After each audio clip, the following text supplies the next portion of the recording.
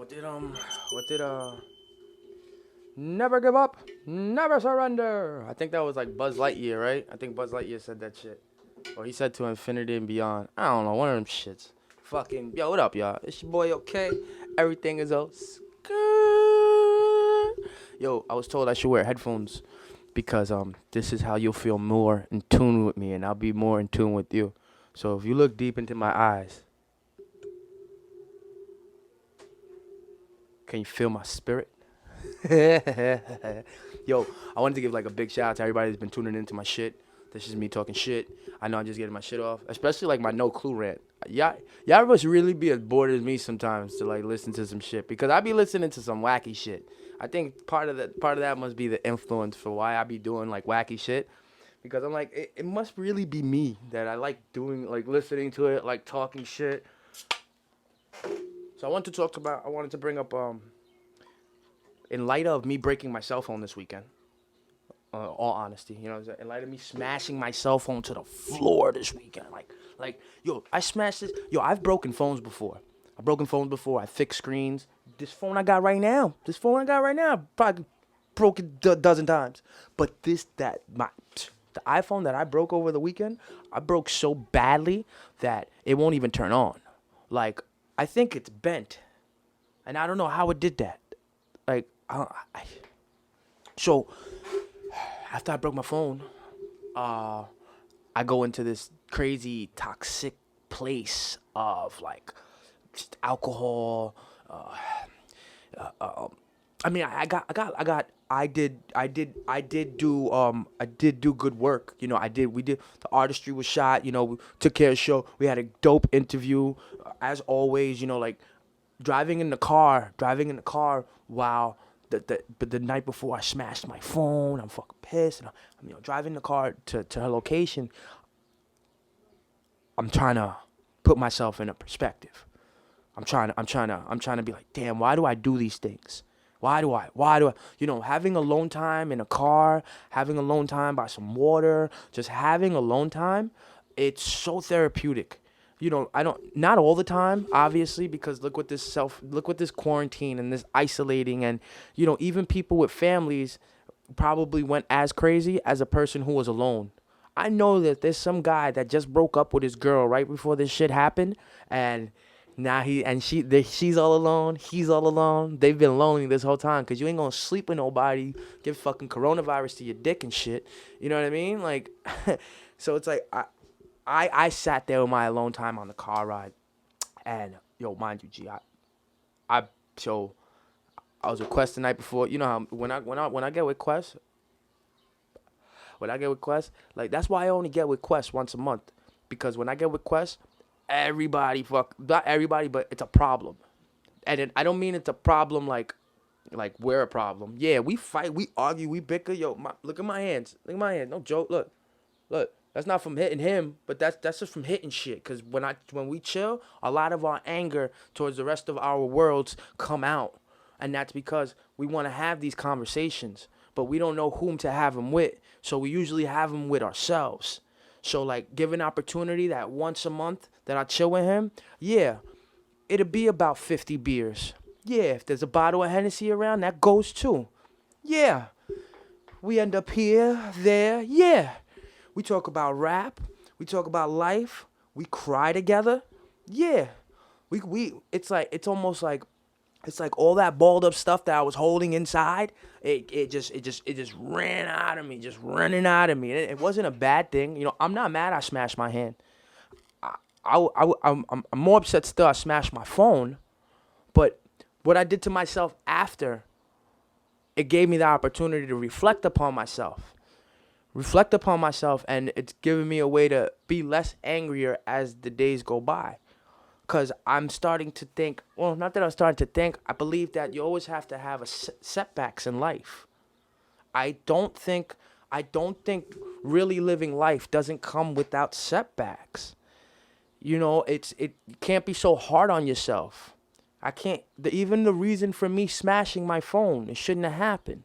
I shouldn't have been in so hard on myself that I wanted to smash my phone. Who did I hurt at the end?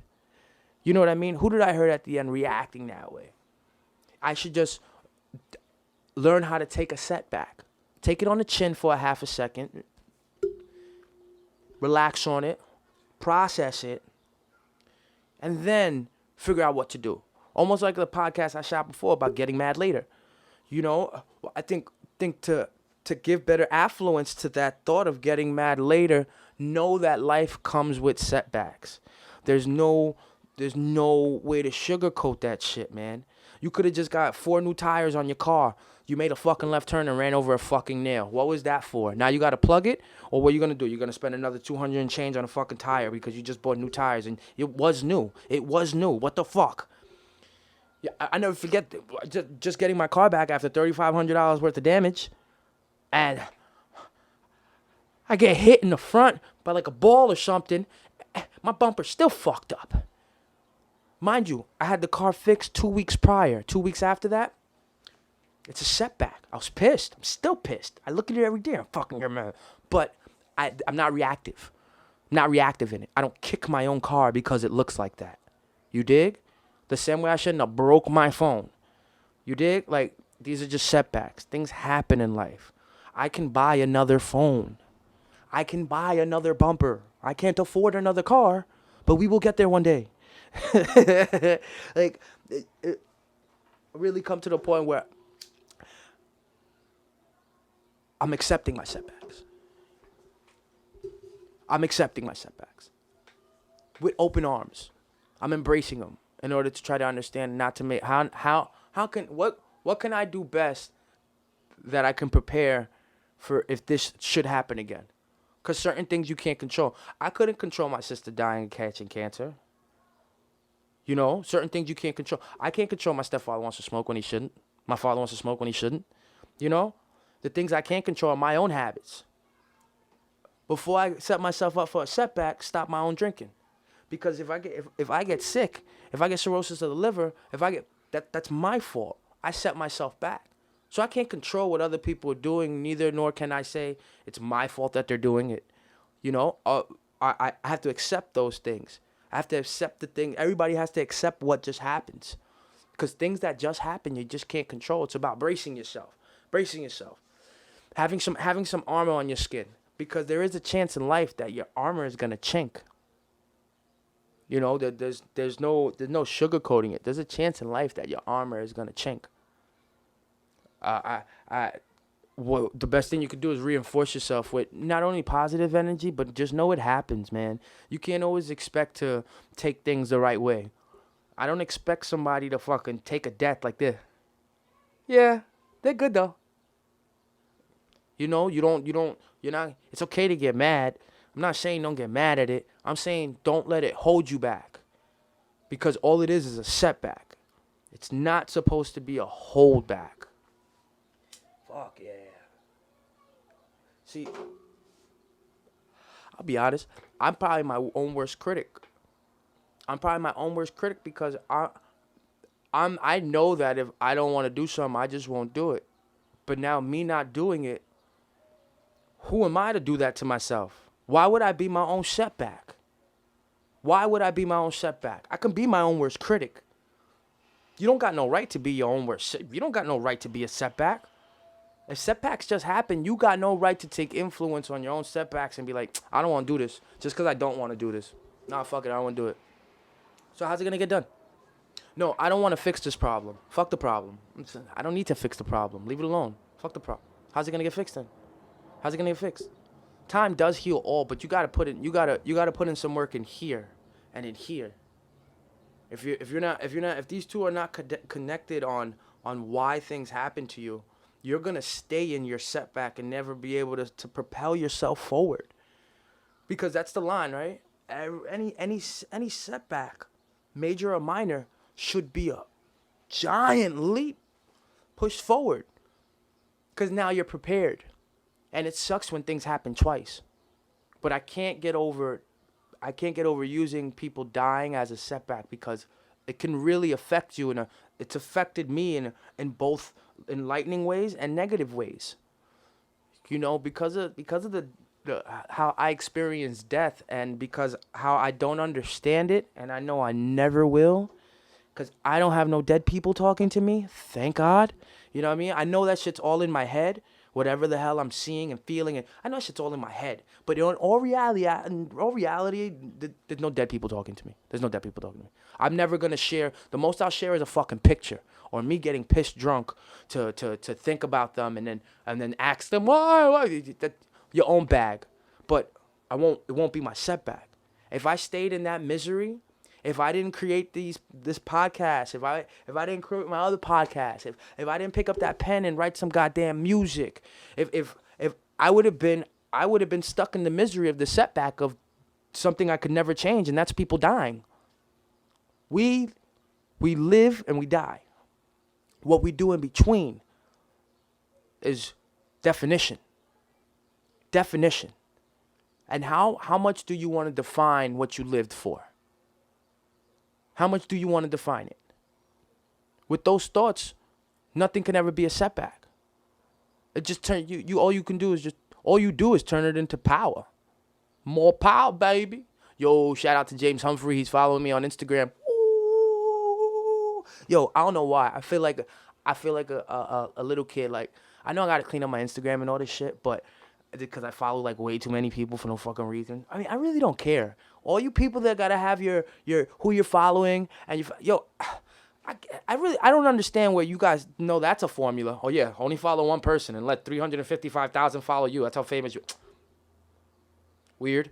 But yo, I got James Humphrey from Donut Media following me. Ooh. I also got like 3 UFC fighters following me. Ooh. Cortez following me. Ooh.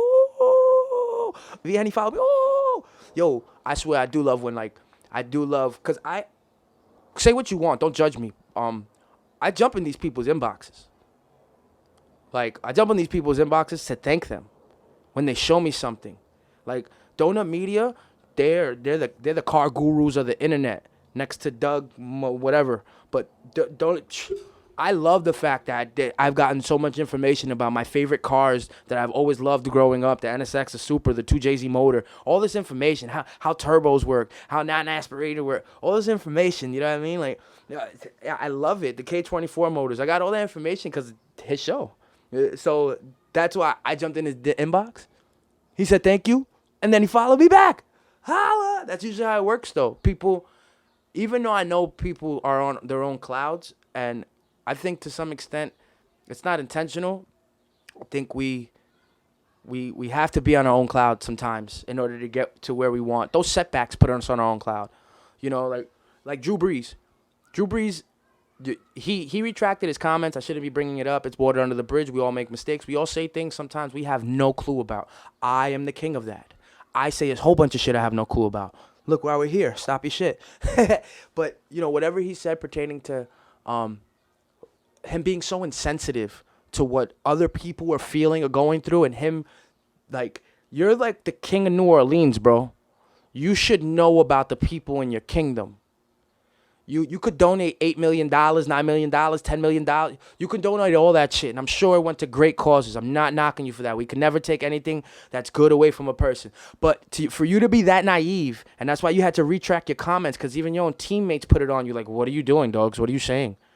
You shouldn't be that naive. You know, and that's because people are on their own clouds. Him taking that and it not being a setback for him, the whole New Orleans hating him saying, yo, what are you getting so mad about? I gave an opinion. So what? I gave $8 million. Him not using that as his crutch, but him coming out and apologizing and like, yo, my bad. I didn't mean to do that. I didn't mean to say that. I didn't understand. I had to have somebody explain this to me, because that's how I always am. I always step out. Like, a lot of the times I say things, but lately I have to ask questions because I don't want to step out the box and offend anybody. It's one thing to tell jokes. It's one thing to be funny, and I let everybody know I'm trying to be funny, but I never want to offend anybody. So I take the necessary moves to not do so, especially because I've been invited to be on a platform where, you know, I have to come with my utmost level of respect for the people that we speak to, and for me being there, I have to give the appreciation. So you do it the right way. You ask questions before you step out of line. And when I am out of line, I get checked. And when I get checked, I go ahead and I make it better. That's me not leaving myself with a setback. Drew Brees correcting himself and saying I'm sorry, that's him manning up and realizing I messed up. Let this not be my setback. Let me use this as a push forward to show all these people that it isn't just the money I gave, it's the person I am too. You know?